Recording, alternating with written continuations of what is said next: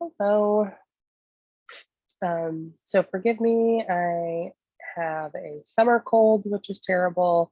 Um, so my voice is kind of funky and I've got a cough drop in. So, okay, I'm gonna go ahead and share my screen and get started. I'm not super techy like some of the other presentations that were posted, so sorry. Okay.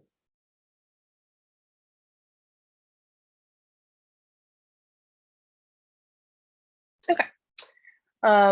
So my name is Lisa Guzman-Riley, and for my legal summary and issue project, I took a look at critical race theory legislation. So with that, let me go ahead and get started. So I'll give you a brief overview of the issue at my hypothetical institution. I'll go over a summary of the legal issues kind of at play, and then give my initial recommendations, and then discuss some roadblocks.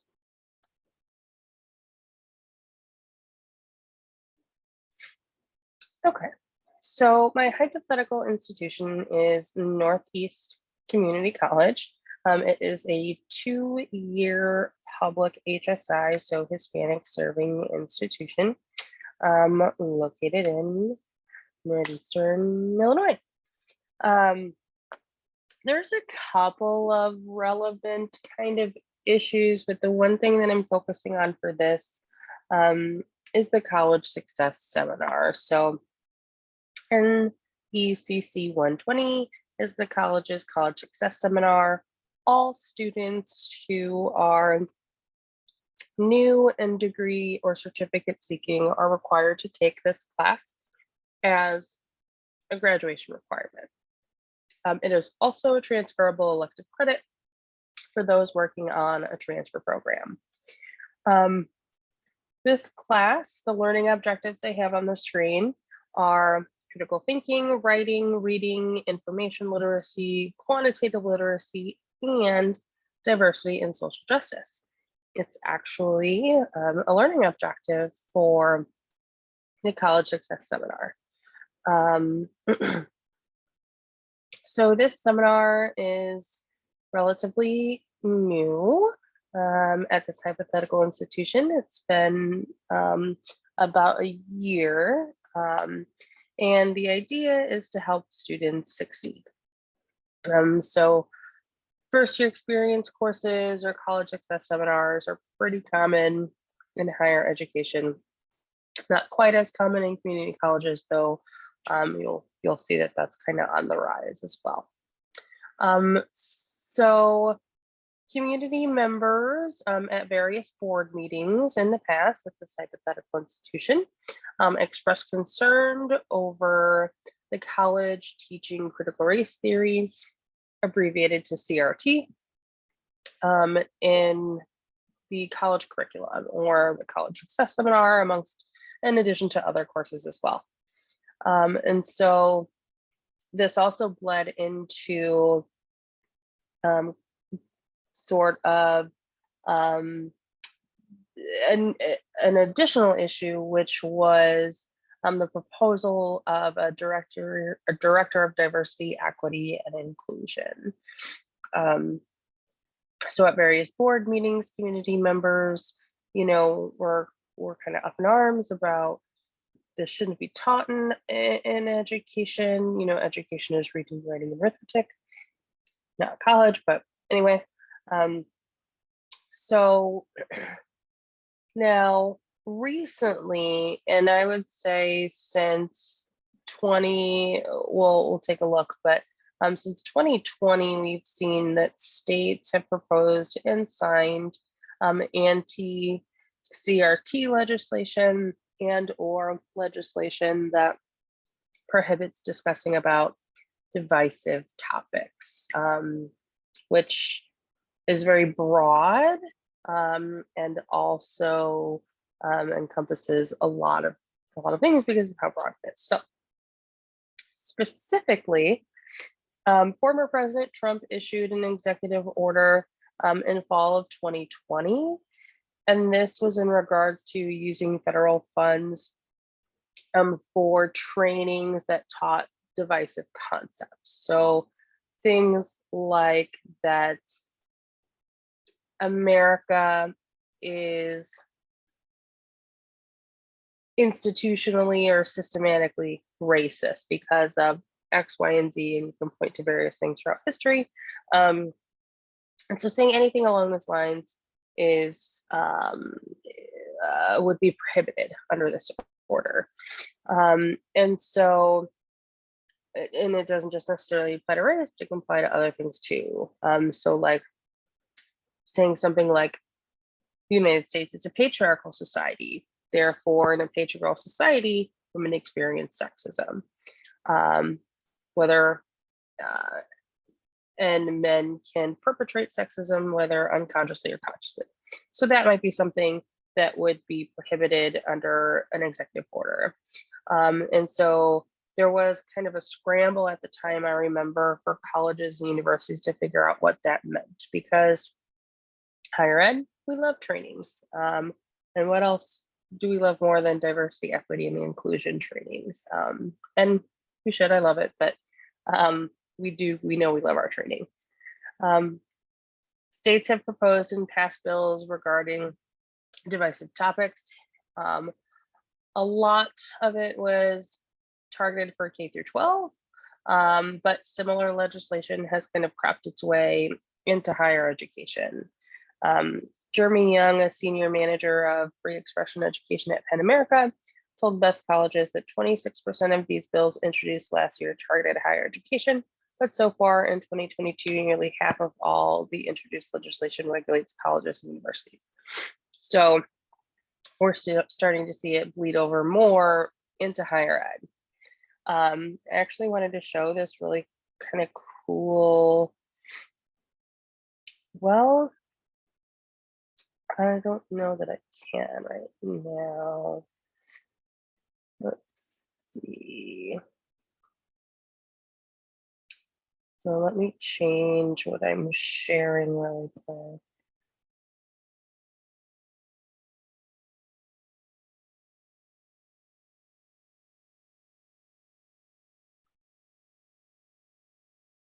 Okay, so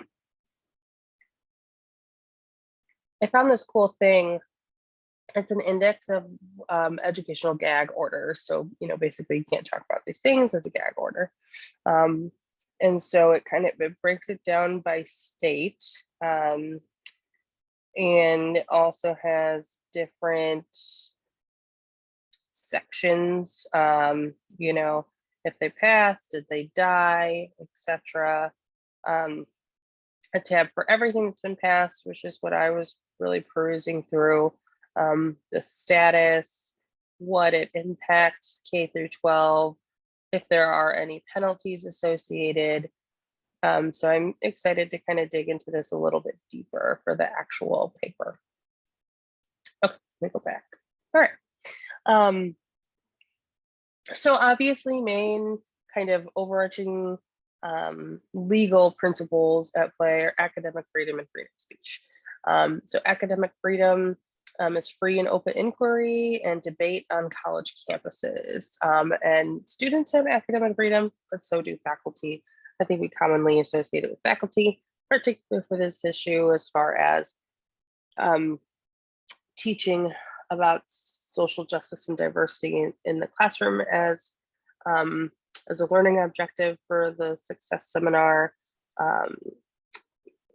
You can see, how we would want both students and faculty to feel empowered with their academic freedom.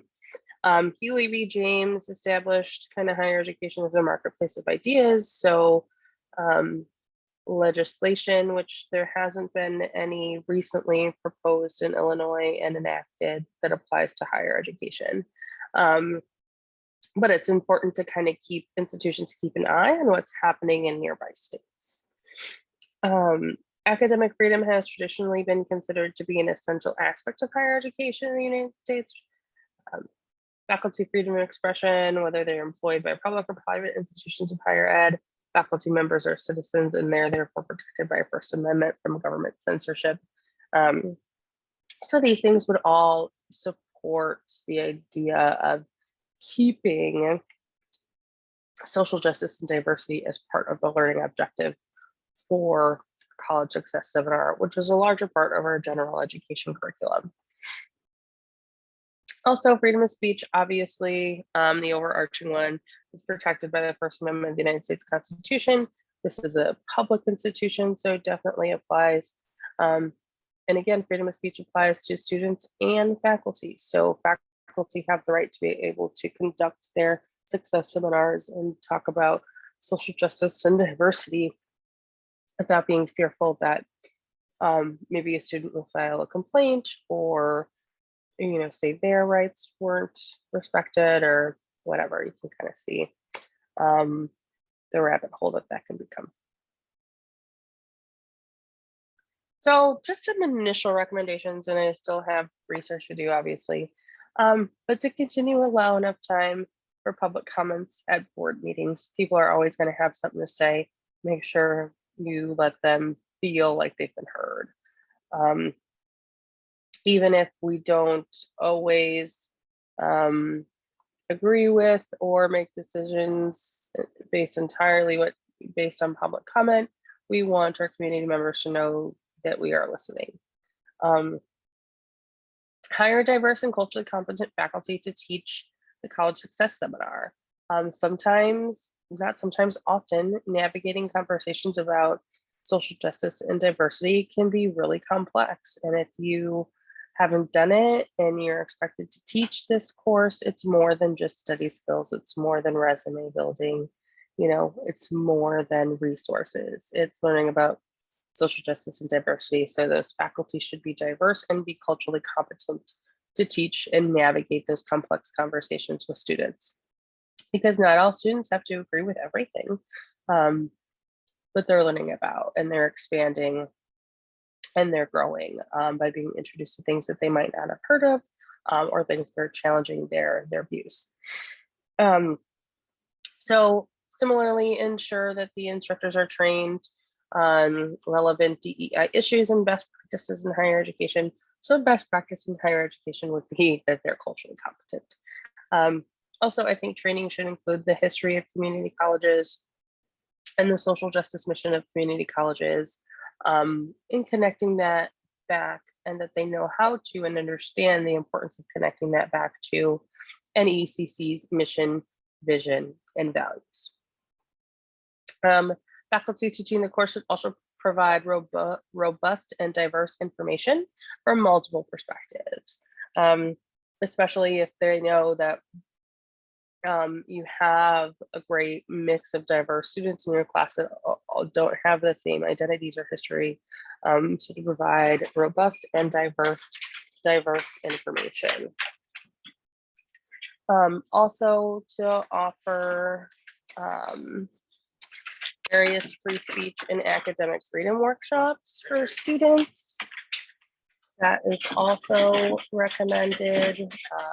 This way, it's an opportunity for students to gain those skills, but that way all students feel empowered and equipped to have complex conversations on campus, even if they don't always agree with everything that they learn in every single one of their classes. To also offer they're based off of Indigenous practices of healing circles, but basically our diversity council can organize these circles so that students and faculty can come and debrief about what they're experiencing in the classroom.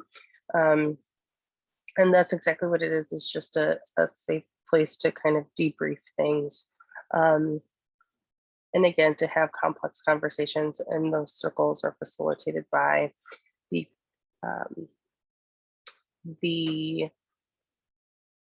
Diversity Council's chair, which has an administrator and a full-time faculty member serving on it currently. Okay, So roadblocks. So as far as things being challenged in the court, I'm actually not seeing as much as I thought I would see, which is surprising. What I did see was that there was legislation that was proposed in Arizona that was actually struck down by the Supreme Court. So I need to check into that a little bit more. And also, I'm a little bit behind on week 3's readings, so there might be some employment and due process type-ish things in there that can be applicable to kind of my topic area. So as I'm finishing up that week's readings and working on the paper, I'll see if there's connections to be had. And then just some references. Thank you. Sorry, my dog's interrupted. Have a good one.